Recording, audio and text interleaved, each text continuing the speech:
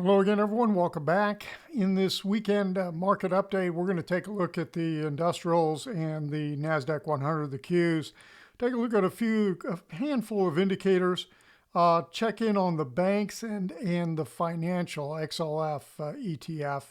Take a look at the Mag 7 index, the Mags, and let's just get started here. I hope you like roller coasters because I got a feeling we're in for this type of ride for the most of this year. And we'll talk about that in a little while. But this up and down type roller coaster type thing that's impacting the volatility, that's impacting all these markets right now is pretty crazy, and it's pretty pervasive across, it's not just stocks, and we'll show you that in a minute.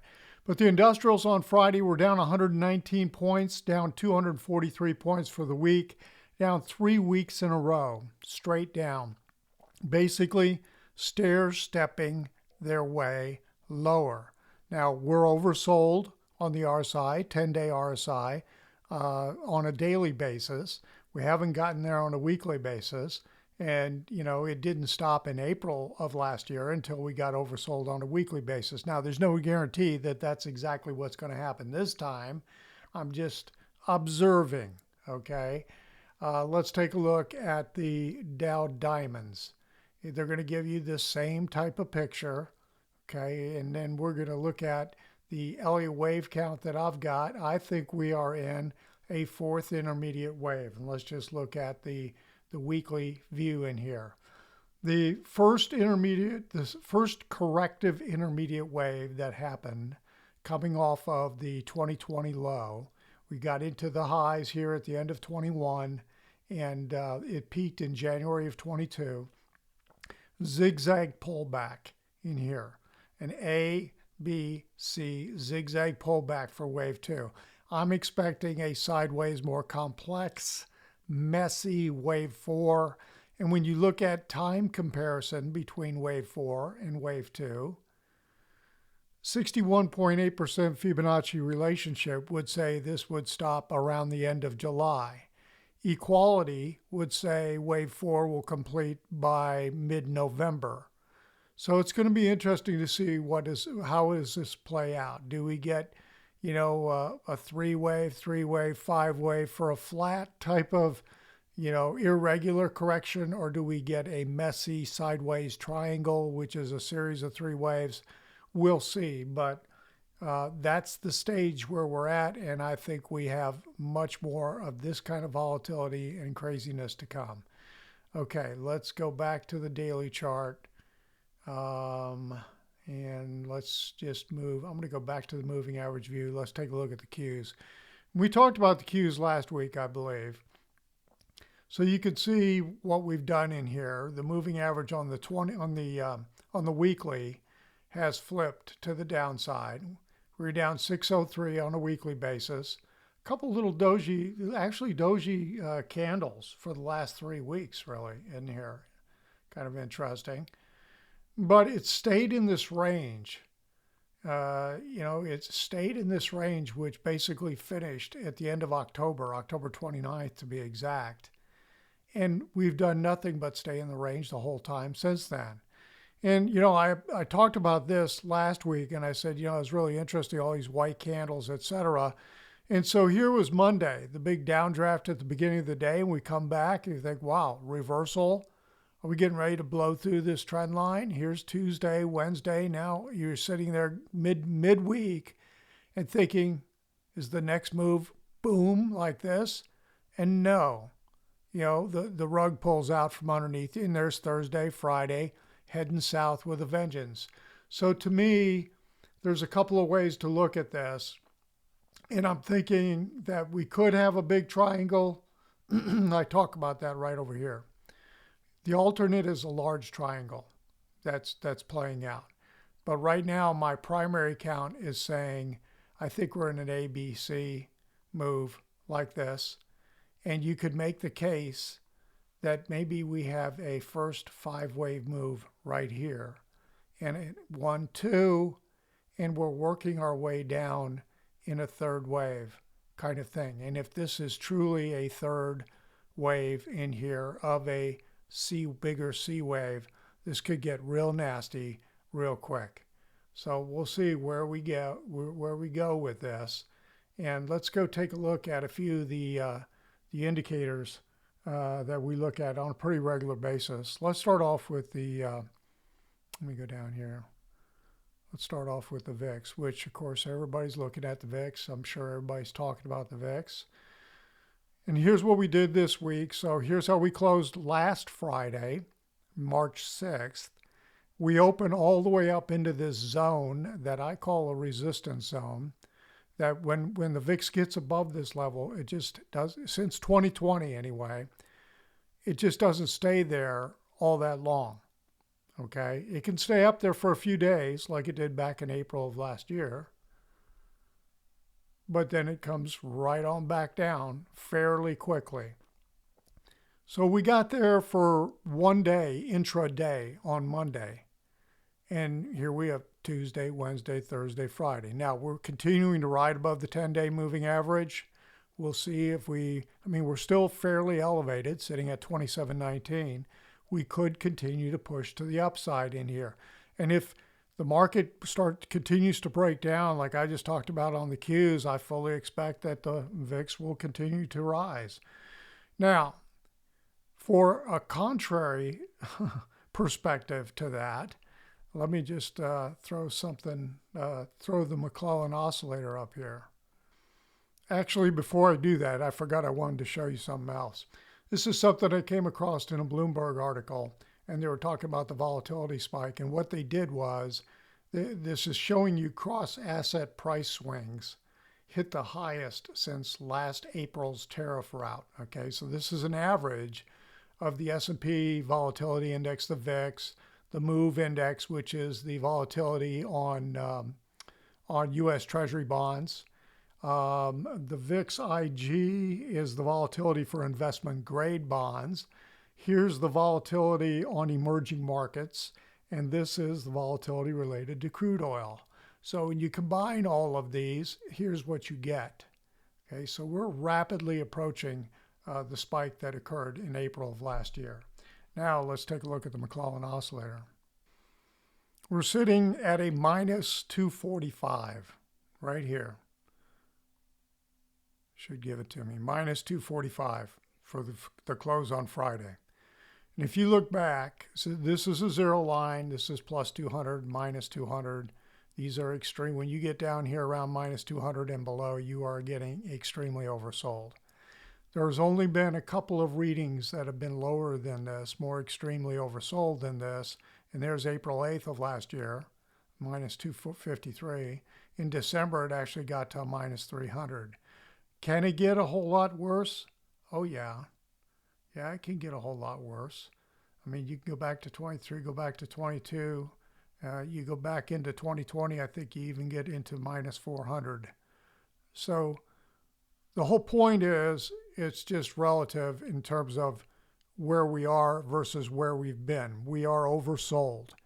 We just have to continue to watch the price action because, yeah, it can reverse when we start to get a bounce, but it could be nothing more than a dead cat bounce. But that's where we are with the McClellan oscillator. Now, the high yield bond fund is also interesting. You know, this is a nice indicator that I like for a risk on, risk off type of perspective in terms of either being in sync with the market or not. It's been in a trading range since September of last year until the week before last, in the last 2 weeks, basically. We broke down out of it and closed out of it. Okay, we started to get a little bit of the breakdown here on March 3rd, but then we closed below it here on March 6th, bounced back up, and then, you know, continue to thrust down. If we move the distance of the range that was in play in back here, I'm estimating it'll continue down here to 78.65. We'll see if that happens. We're getting oversold, but, you know, here was some divergence right here. Did it matter? Mattered for a day. That was it. So we'll see where we go. But right now, this is basically saying risk off. Okay, and that's the high yield bond fund. Percent of stocks above their 200-day moving average. Let's see, where am I? Let me shrink this for a minute. right here. Let's just look at the daily view. So we're sitting at 47.9%, which means if you round it, 48% of the stocks in the S&P are above their 200-day moving average. 52% are below. Now, this is right down in the neighborhood of where it closed in November of last year. But going back to April of last year, it got a whole heck of a lot worse than this. So yeah, it can get a lot worse, but it just shows you that, right now we've basically been falling off a cliff the last two weeks. Okay, let's take a look at the BKX, the bank index. Okay, BKX was down $1.14 on Friday, and you can see the financials, as everybody's been talking about, have really been getting hit ever since this peak here on February 10th, and down 640 on the week. So let's just go to the weekly view real quick. And this dashed line, what I've got in here, I'm looking at my notes. This dashed line is from the January 22 peak, okay? And so we got above it, we got right up into it, got slightly above it in August of last year. And we basically were consolidating right around that level and rallied. And now we've come right back down and we've closed almost exactly right on it. Okay, so this is going to be interesting to see. Do we get support coming into this index? It's sitting right at my long-term moving average, which instead of the 200, I use a 233, which is a Fibonacci number. I use the 233, the 55, and the 21 is what I use. But we're sitting right here. For all intents and purposes, it gives you the same kind of picture, okay, in terms of the longer term moving average. And so is this going to get support? We are oversold. We'll see. But that's where we sit here with the BKX. What about KBE? Let's take a look. Similar type of picture, sitting right at the 233. Came down, bounced up, came back in. We're bouncing around it right now. We're oversold. And when you look at the longer term weekly view of this, interesting thing about the S&P Bank ETF is, this 2007 peak right here is right where the market peaked out in January of 22. Tried to get its nose above it here in 24, failed again in 25, September of last year, rallied more significantly here recently into February, but then now we come back down and we've broken down below it. So we weren't able to hold above that level, which I find pretty interesting and kind of weak. And all you got to do is also, you can draw some trend lines in here and you can see that we've been breaking some trend line support also. So that's the picture on KBE. The last one let's take a look at is XLF, which is a little broader term. It encompasses a lot more than banks, of course. And you can see this has become a lot weaker than what's happened here on the banks. So on a daily, we're well below the 233-day moving average. Let me go to the weekly view. And in a couple of trend lines I've drawn in, this one here is from the 2007 high.